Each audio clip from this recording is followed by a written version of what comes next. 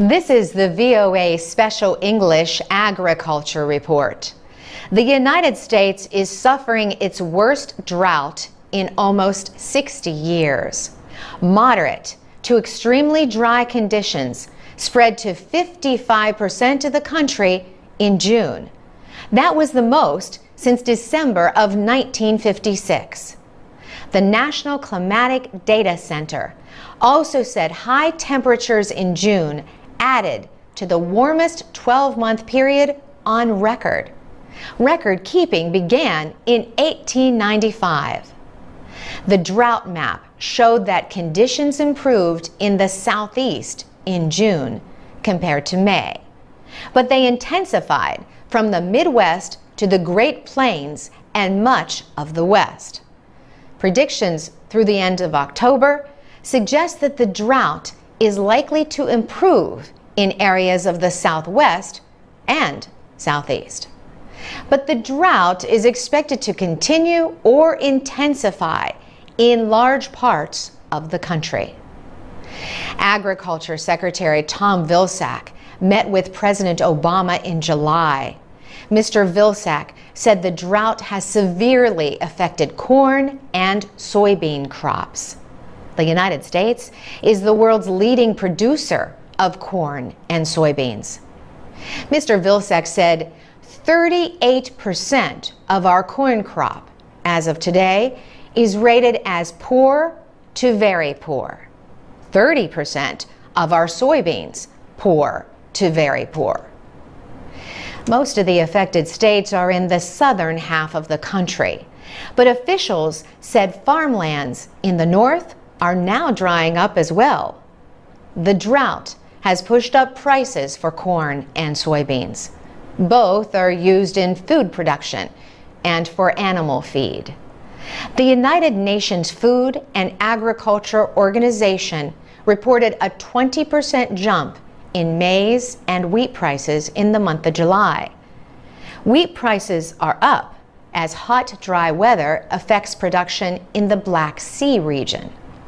In the United States, ranchers may quickly reduce the size of their herds of animals rather than pay higher feed prices to feed them. That increased supply of meat would reduce meat prices in the short term. President Obama has cut the interest rate on disaster loans for farmers and made it easier for affected areas to receive government financial assistance. At the same time, farmers are waiting to see what Congress does with the Farm Bill, a major piece of legislation renewed every 5 years. The Senate has passed a version that would end direct payments to farmers, but help pay for crop insurance. The plan would save money, but the Senate version is different from the legislation in the House of Representatives. And Congress needs to reach a compromise. The current Farm Bill ends at the end of September. And that's the VOA Special English Agriculture Report. I'm Carolyn Presutti. I'm Alex Villarreal with the VOA Special English Agriculture Report.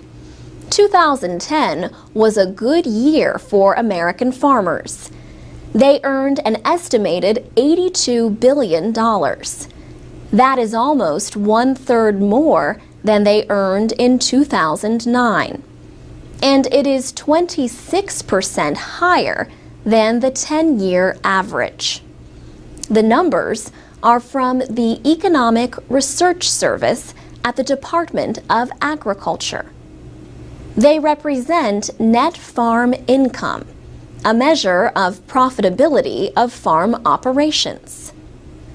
Values for grain and oilseed crops are up about 3% from 2009. The value of animal production is up by almost 7%. Agriculture Secretary Tom Vilsack points out that agriculture is one of the few major areas of the economy with a trade surplus. A surplus of $41 billion is predicted in 2011. That would be an increase of almost $18 billion from 2010. At the same time, farm exports are expected to break the all-time high set in 2008. The Agriculture Department says exports in 2011 could top $126 billion. The largest buyer of agricultural products is expected to be Canada. But farm exports to China are predicted to come within $500 million of Canadian purchases. Secretary Vilsack says countries in Southeast Asia and the Middle East are also buying more from American farmers. Poor growing conditions overseas played an important part in higher prices for American crops in 2010. Charlotte Hebebrand is chief executive of the International Food and Agricultural Trade Policy Council in Washington. She says drought conditions had a big effect over the summer. Wheat prices rose after Russia halted wheat exports, although Russia later eased the ban. Wheat used to be America's top crop, says economist Charlotte Hebebrand. She says wheat production has actually declined over the past few years because corn has become the most popular crop. Corn, or maize, is mostly fed to animals or made into ethanol fuel and high fructose corn syrup. But Ms. Hebebrand says with the recent increase in wheat prices, American farmers might plant more wheat again. Corn and wheat are the two largest crops supported by the government through subsidy payments. For VOA Special English, I'm Alex Villarreal. This is the VOA Special English Agriculture Report. A drought across much of the United States is forcing farmers to make difficult decisions. Damage to corn and soybeans is already severe in the hardest hit areas. Alan Bowers Jr. is a farmer in the state of Illinois in the Midwest. He explains the situation this way. You get up in the morning and you think it might be another 13 months before we get a paycheck. The corn and soybean crop is our paycheck. The corn on his farm is so dry the stalks break apart easily. The corn is unusable. So in the middle of July, Alan Bowers decided to cut down his crop to avoid a total loss. He says it can only be used to feed animals. Alan Bowers Jr. and his wife Lori are hoping for a small insurance settlement to help them pay their bills until next year. Lori Bowers says, "People don't realize we have no boss and we have nobody to help us, and it's tough. You have to work together. You have to work with a husband and a wife and family, and together try to work through it." The Bowers could also lose their soybeans to the record high temperatures and lack of rain in the worst drought in more than 50 years. And Alan Bowers says the farm itself may not survive if next year is anything like this. The farm has been in his family for 4 generations. The drought is affecting the Mississippi River, the nation's longest and most economically important waterway. Last year, heavy rains flooded parts of the Mississippi. This year, the level is so low, shipwrecks, normally hidden underwater, can be clearly seen. Jason Brown is a hydraulic engineer with the Army Corps of Engineers. He says the low water hurts farmers who send crops down the river. 60% of all grain exported from the United States travels on barges along the Mississippi. But he adds that other goods like chemicals and coal need to be transported down the Mississippi as well. An Army Corps of Engineers survey ship called the MV Pathfinder looks for places along the river that are not deep enough for traffic. Crews then either dredge the sites to make them deeper or mark them with warning buoys. The ship's captain says companies have to lighten loads of their barges when the water level is low. To read, listen, and learn English, go to voaspecialenglish.com. You can also find our captioned videos at the VOA Learning English channel on YouTube. For VOA Special English, I'm Carolyn Presutti. I'm Mario Ritter with the VOA Special English Agriculture Report. The United States Department of Agriculture has given farmers permission to plant genetically engineered sugar beets with some conditions. A USDA agency ruled on the most popular variety of Roundup Ready sugar beets. The agency said the genetically engineered sugar beets do not harm the environment or increase threats by pests. The Monsanto company makes Roundup Ready crops. The genetic change in the sugar beets makes them resist the herbicide or weed killer known as Roundup. The action lets growers plant the genetically changed sugar beets if they obey certain rules. The USDA agency expects to finish its full environmental study of the sugar beets by May of next year. Then it will decide if it will permit unlimited planting of the crops.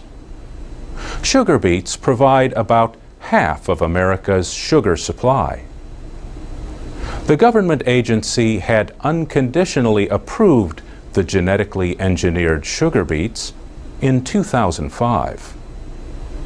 But after legal action, the United States District Court for the Northern District of California canceled the agency's approval last year.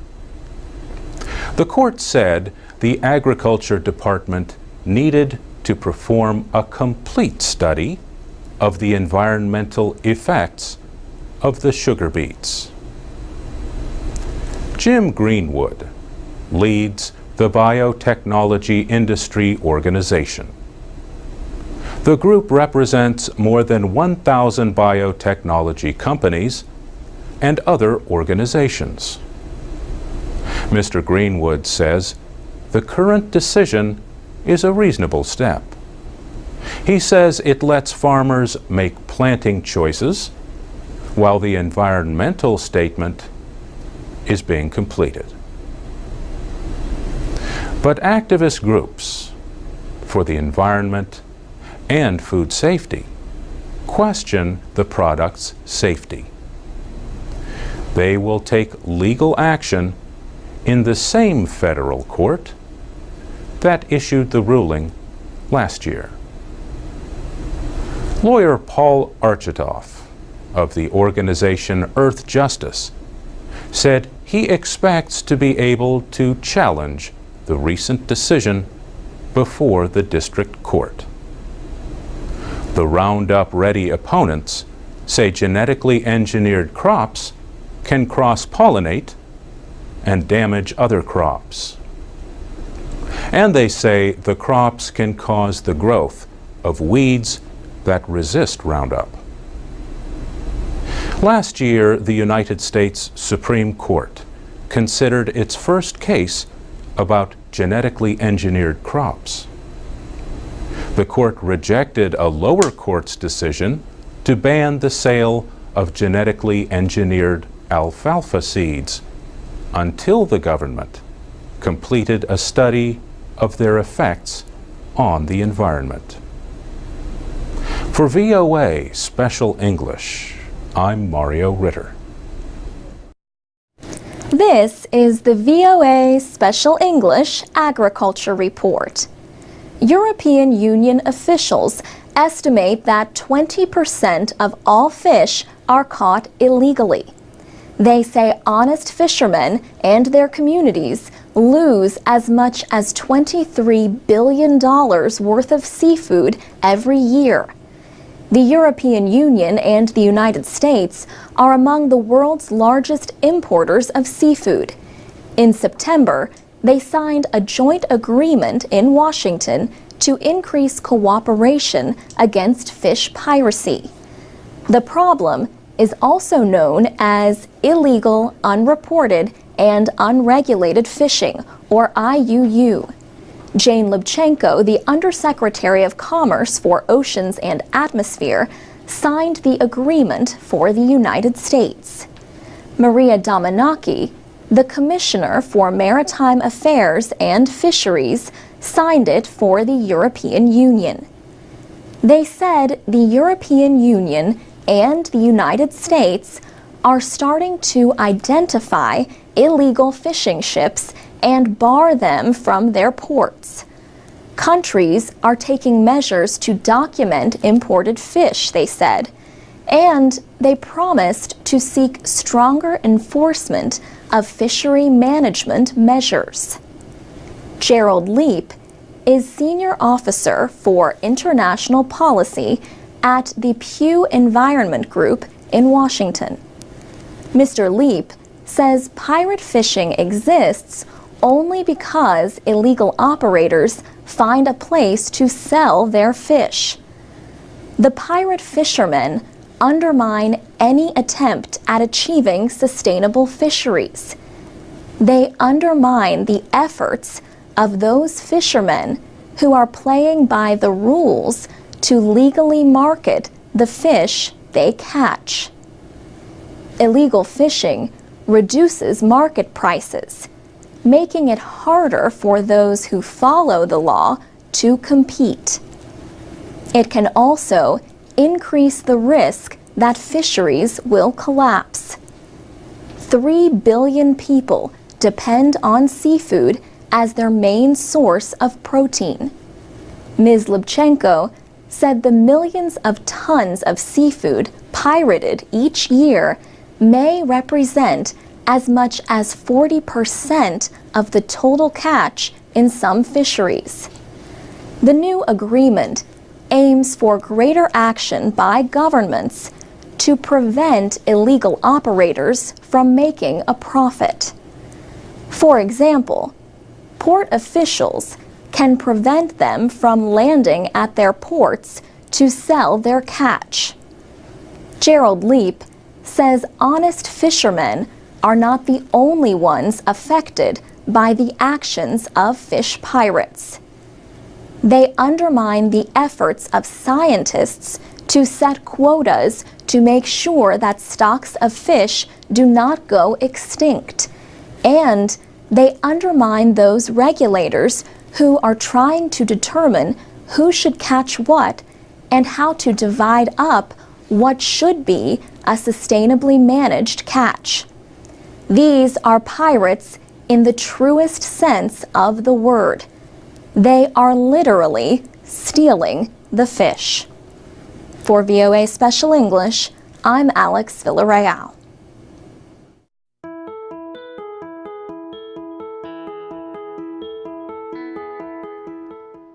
From VOA Learning English, this is the Agriculture Report. On World Environment Day in June, the United Nations reported that at least 1/3 of all food produced is wasted. The report came at a time when many people are concerned about how to feed a growing world population. In the United States, farmers who are struggling to earn money find the situation difficult to deal with.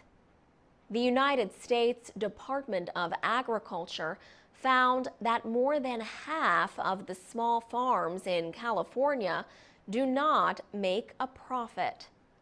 One California farm family is using social media in an effort to change the situation and reduce wasted food. Nick Papadopoulos is general manager of Bloomfield Farms in Sonoma County. It was difficult for him to watch his employees returning from several weekend farmers markets with top quality, unsold produce. Mr. Papadopoulos said he would find boxes of leafy greens, herbs, and carrots left in a storage area. The vegetables would go bad before the next market day. As a result, Mr. Papadopoulos came up with a plan to offer the food at a low price by advertising it on the farm's Facebook status page on Sunday nights.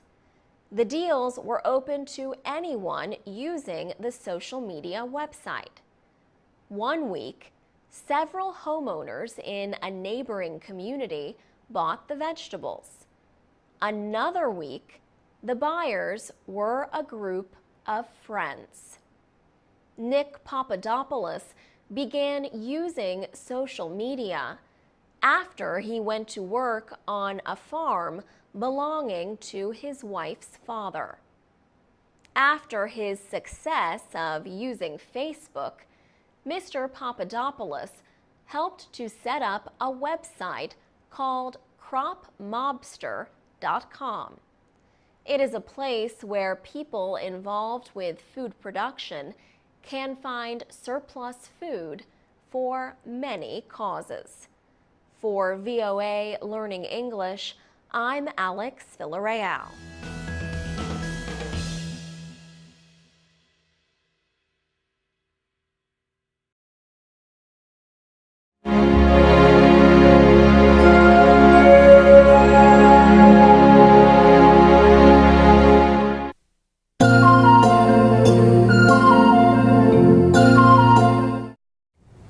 This is the VOA Special English Agriculture Report. Parsley is an ancient green plant and a respected addition to many foods. But other times, its job is just to make a mealtime plate look pretty. Poor parsley, valued for its looks, then thrown away. Yet parsley is a good source of vitamins and other nutrients. The taste is a little strong for some people, yet others chew on parsley to freshen their breath. Curly parsley is the kind that often ends up being used just for appearance. Many gardeners grow curly parsley as a border for flower beds. Flat-leaf parsley is easier to work with for cooking. This kind is often called Italian or French parsley. Do you know about a third kind of parsley? Hamburg parsley has flat leaves that can be used for the same purposes as other parsley. But Hamburg parsley has a large root, which is used as a vegetable. It can be used to add flavor to soups. Hamburg parsley is popular, not surprisingly, in Germany, home to the city of Hamburg. Parsley is often served with lamb, fish, and beef dishes. It is also used in foods such as tabbouleh, a traditional Lebanese salad. Parsley is an herb if you use just the greens.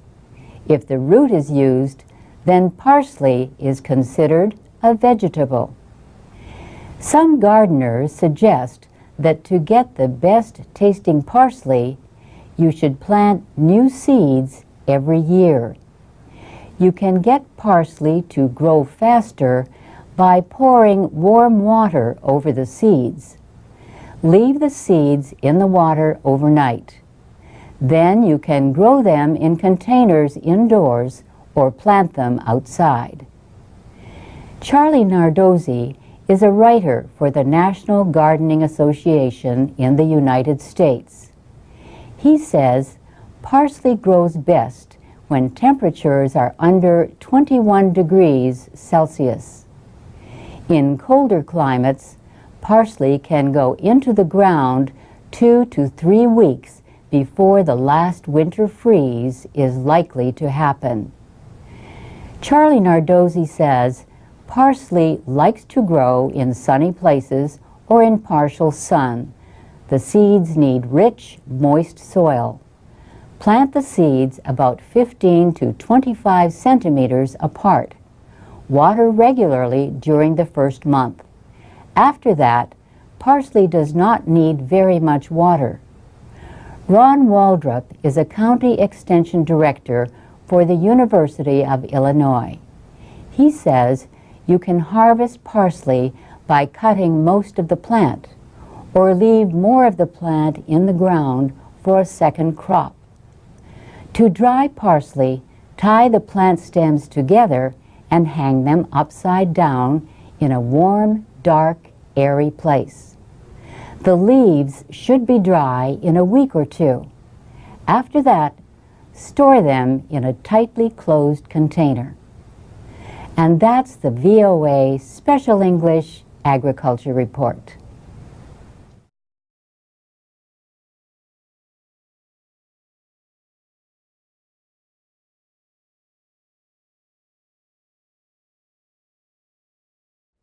This is the VOA Special English Agriculture Report. People might think that beets are always dark red, but this tasty root vegetable also comes in other colors. There are pink, yellow and white beets, and beets with circles of red and white inside. These are known as candy cane or candy stripe beets. Beets are high in nutrients, including folate, iron, and fiber. They can be eaten fresh or frozen, canned or pickled. And not just the root, but also the tops can be eaten. The leaves make good salads when the plants are young, and the greens can be cooked when the plants are older. Beets do not require much work to grow. They like cool temperatures between 16 and 18 degrees Celsius. They grow best in full sun and in loose soil that is not too wet. Remove stones from the soil while preparing the ground and test the soil before adding lime and fertilizer. Some experts say the best fertilizers for beets are low in nitrogen. Beets need the acidity level in the soil to be 6 to 7.5. Beet seeds can be planted as soon as the soil is able to be worked at the start of the growing season. Planting them every 2 or 3 weeks will provide a continuous harvest into the fall. Cindy Haynes at Iowa State University suggests planting the seeds 1 1/4 centimeters deep. They should be planted in rows that are spaced 30 to 46 centimeters apart. Overcrowding the plants will mean that the roots cannot spread out and grow. thin the beets by removing the smaller ones. These can be used as greens. Cindy Haynes says little or no fertilizer is needed in fertile soils. But once the seeds are planted, she does suggest covering the soil with a little mulch to protect it during rains and dry periods. She also suggests putting a fence around the plants to keep away rabbits and deer. She says the only work needed once beets have been thinned is weeding, and when the weather is dry, a weekly watering. Some people like beets prepared simply in butter. Others like to cook them with cinnamon and ginger. However you like them, for best results, beets should be picked when they are 4 to 5 centimeters across. Beets much larger than that can be tough and have to be cooked for a long time. And that's the VOA Special English Agriculture Report. For transcripts, MP3s, podcasts, and captioned videos of our reports, go to voaspecialenglish.com. You can also share comments and questions. I'm Alex Villarreal with the VOA Special English Agriculture Report. Goats are valuable not just for their milk and meat, or for their ability to control weeds and help renew grasslands, or even for their ability to be gentle around children. Goats can also be valuable for their hair. Cashmere goats produce cashmere, and Angora goats produce... Did you think we were going to say Angora? No, Angora fiber comes from rabbits. Angora goats produce mohair. Mohair is used in sweaters, scarves, coats, and other products, including floor coverings and doll hair. The United States is a leading producer of mohair, along with South Africa and Turkey.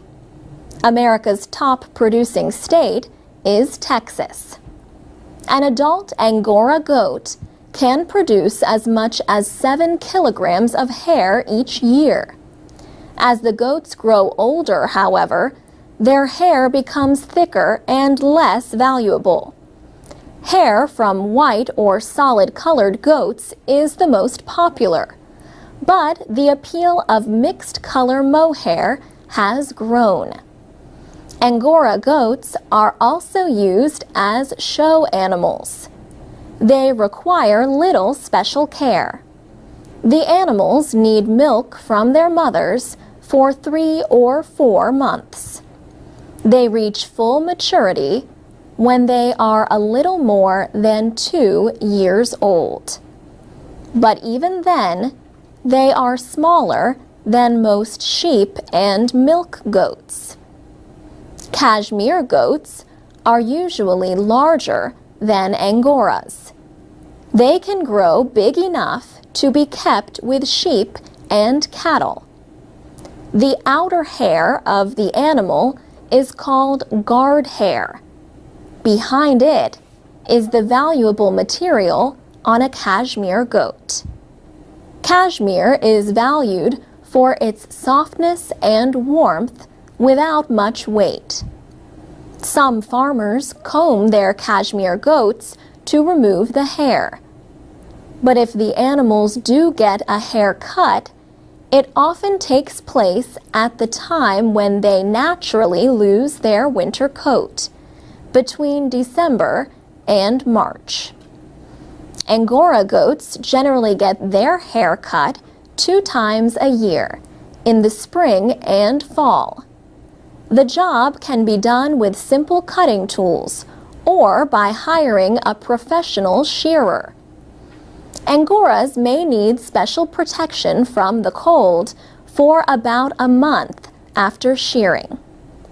The value of an animal's coat depends on the age, size, and condition.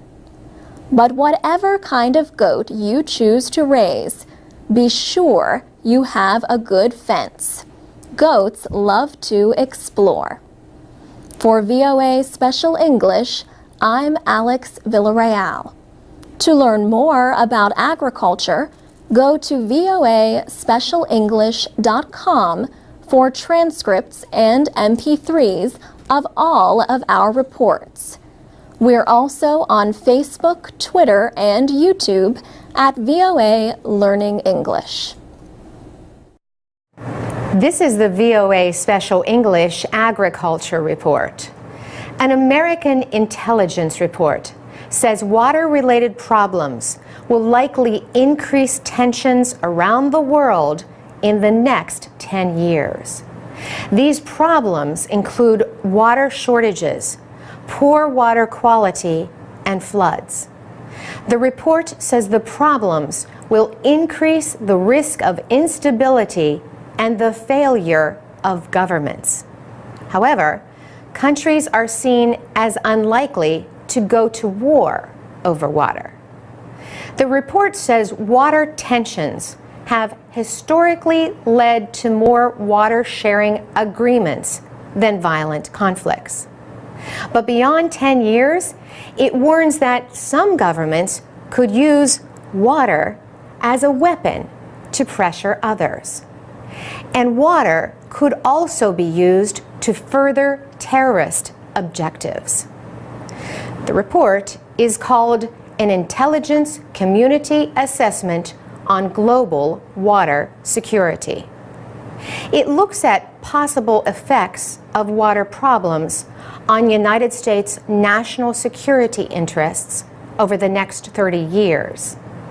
It says the areas that will be most affected by water problems are North Africa, the Middle East, and South Asia. Secretary of State Hillary Clinton announced the report on World Water Day, which was observed March 24th. The National Intelligence Council wrote the report based on a national intelligence estimate she requested a year ago. The report says water-related problems could distract countries from working with the United States on important policy goals. But it also predicts an increased demand for American aid and expert help to solve those problems. That demand could create opportunities for leadership and influence. The report says water shortages, poor water quality, and floods by themselves are unlikely to result in state failure. But these could combine with poverty, social tensions, environmental problems, poor leadership, and weak governments to produce social disorder. And that combination could cause state failure. The report predicts that from now through 2040, water shortages and pollution probably will harm the economic performance of important trading partners. During the next 10 years, it says, the loss of groundwater supplies in some agricultural areas will create a risk to national and global food markets. These shortages will be a result of poor management. Agriculture uses about 70% of the world's fresh water. The report says technology that reduces the amount of water needed to grow crops will offer the best defense against shortages. For VOA Special English, I'm Carolyn Presutti. This is the VOA Special English Agriculture Report. Suppose you eat rice every day, but one day you go to the store and discover that the price is more than you can pay. That happened to millions of people 2 years ago at the height of the world food crisis. Between April of 2007 and March of 2008, the price of rice doubled in many places. Economists blamed the crisis on different causes, including high energy costs, bad weather, and the use of food crop lands for biofuel production. High food prices pushed more people in developing countries into poverty and hunger. Some researchers say people living in cities in West Africa may have suffered most of all. Geographers from 3 American colleges did a study published in the Proceedings of the National Academy of Sciences. William Mosley of Macalester College in Minnesota led the study. The team looked at 30 years' worth of information on food security and agricultural policy in Gambia, Ivory Coast, and Mali. Most of the research centered on rice, an important crop in those 3 West African countries. The researchers say Gambia and Ivory Coast suffered more during the food crisis than Mali did. They say this was because people in Gambia and Ivory Coast had come to depend on imported rice. Local rice production fell after the countries reduced farm supports and import taxes under free market reforms. That meant rice farmers were not only earning less, but facing greater competition from imports. Then, when the food crisis hit, the cost of foreign rice shot up. The researchers say Mali suffered less because it depended less on imported rice, in part because of geography. Mali is not a coastal country with ports like Ivory Coast and Gambia. Lawrence Becker from Oregon State University says, after gaining independence, African nations tried to help farmers. Governments provided low-cost seeds and fertilizers. They built processing mills and roads to market. And they protected their markets with high tariffs on imported food. But by the late 1970s and the 1980s, those countries no longer had much money to help farmers. So they changed policies and tried another way to improve agriculture. Governments and major lenders like the World Bank and the International Monetary Fund turned to free market policies. We will talk more next week about how the researchers link that change to the effects of the recent food crisis. And that's the VOA Special English Agriculture Report.